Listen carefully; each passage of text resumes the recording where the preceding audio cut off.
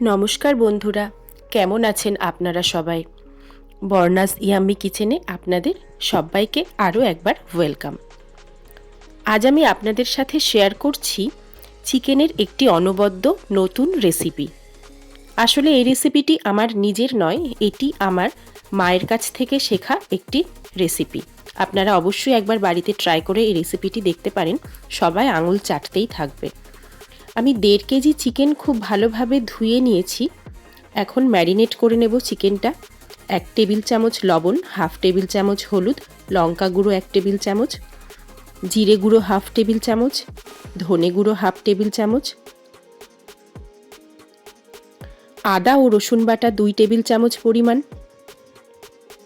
আমি আদা রসুন বাটা পরে আরও একবার ব্যবহার করব। সর্ষের তেল দিয়ে দিলাম 2 টেবিল চামচ পরিমাণ। আমি এখন হাতের সাহায্যে খুব ভালোভাবে মাংসের সাথে সমস্ত মশলাগুলো মেখে নিচ্ছি। খুব ভালোভাবে মাখিয়ে নিতে হবে।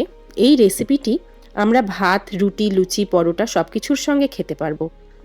ম্যারিনেট করা চিকেনটি আধ ঘন্টার জন্য রেখে দেব। এখন একটি মিক্সিং কন্টেনারে একটা টমেটো, একটা বড় সাইজের পেঁয়াজ আর একটা কাঁচা লঙ্কা বেটে নেব।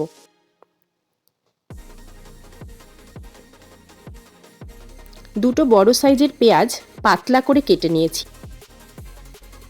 আমি আলু কেটে ধুয়ে রেখেছি। 4টি এলাচ, দারচিনি 1 টুকরো আর গোটা জিরে আমি ড্রাই রোস্ট করে ঠান্ডা করে গুঁড়ো করে রেখে দিলাম। এটি মাংস রান্নার কাজে পরে ব্যবহার করব। মশলাটা ঠান্ডা করে তবেই গুঁড়ো করতে হবে। আমি ঠান্ডা করে গুঁড়ো করে নিয়েছি। এখন গ্যাস অন করে একটা পাত্র বসিয়ে দিয়েছি। সর্ষের তেল দিয়ে দিলাম 75 গ্রাম পরিমাণ। কেটে রাখা আলুগুলো নুন হলুদ দিয়ে খুব লাল লাল করে আমরা ভেজে নেব। আমি আলুগুলো একটু মিডিয়াম ফ্লেমে ভাজবো, যাতে ভেতর থেকে সেদ্ধও হয়ে যায় ও বাইরে থেকে লাল লাল হয়ে ভাজা হয়ে যায়। আমার ভিডিওগুলো যদি আপনাদের ভালো লেগে থাকে তাহলে ভিডিওগুলো লাইক, কমেন্ট ও শেয়ার করার অনুরোধ রইল।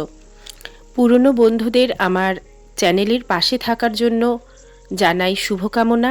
আর যারা আমার চ্যানেলটি এখনও সাবস্ক্রাইব করেননি তাদের কাছে অনুরোধ রইল আমার চ্যানেলটি সাবস্ক্রাইব করার।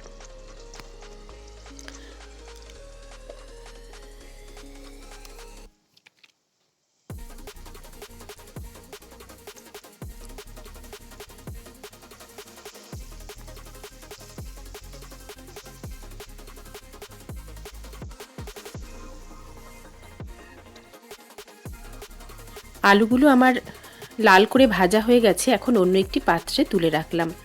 ওই একই তেলে আমি ফোড়নে দিয়ে দিলাম তেজপাতা 2টো, শুকনো লঙ্কা 2টো, ছোট এলাচ দিয়ে দিলাম 3টে আর আস্ত জিরে দিয়ে দিলাম 1 চামচ পরিমাণ। সমস্ত মশলাগুলি মিডিয়াম ফ্লেমে খানিকক্ষণ ভেজে নিয়ে তাতে দিয়ে দিলাম পেঁয়াজ কুচি। পেঁয়াজটি বেশ খানিকক্ষণ নাড়াচাড়া করে লাল করে ভেজে নেব। পেঁয়াজ ভাজার সময় কোনো রকম হাত বন্ধ করা চলবে না, এতে পেঁয়াজটি মাঝখানে কাঁচা থেকে যাবে আর বাইরের দিকে ভাজা হয়ে যাবে। তাই পেঁয়াজ ভাজার সময় কোনো সময় হাত থামিয়ে রাখা যাবে না। ক্রমাগত নাড়াচাড়া করে পেঁয়াজগুলি লাল লাল করে ভেজে নিতে হবে।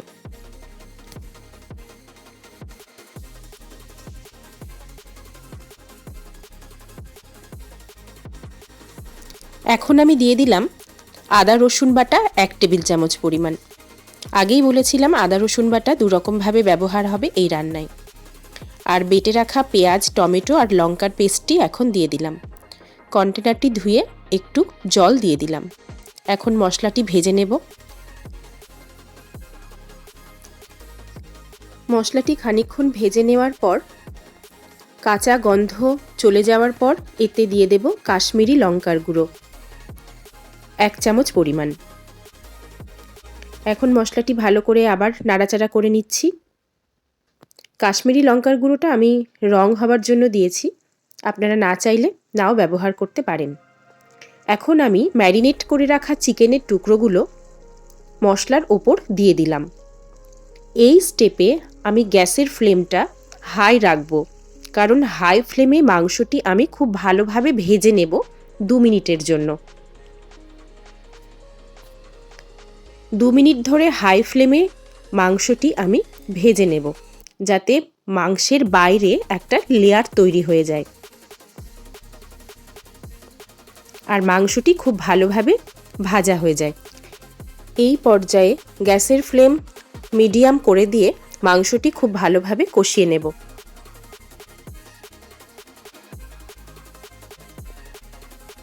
মাংসটি থেকে তেল বেরোনো শুরু হয়ে গেছে, মাংসটি আমার প্রায় কষানো হয়ে এসেছে।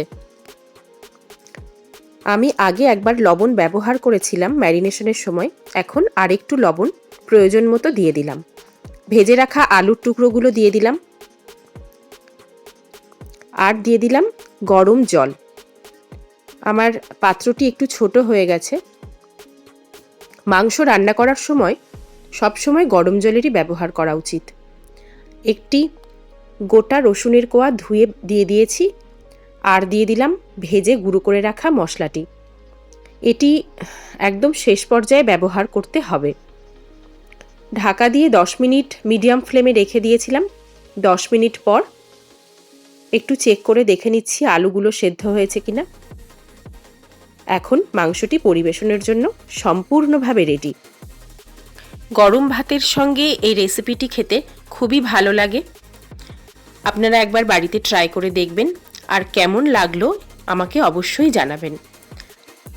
আজকের মতো আমার ভিডিও আমি এখানেই শেষ করছি। অন্য কোনো দিন অন্য কোনো ভিডিও নিয়ে আবার আপনাদের সঙ্গে আমার দেখা হবে। আপনারা সবাই ভালো থাকবেন, সুস্থ থাকবেন আর বর্ণাস ইয়াম্মি কিচেনের পাশে থাকবেন।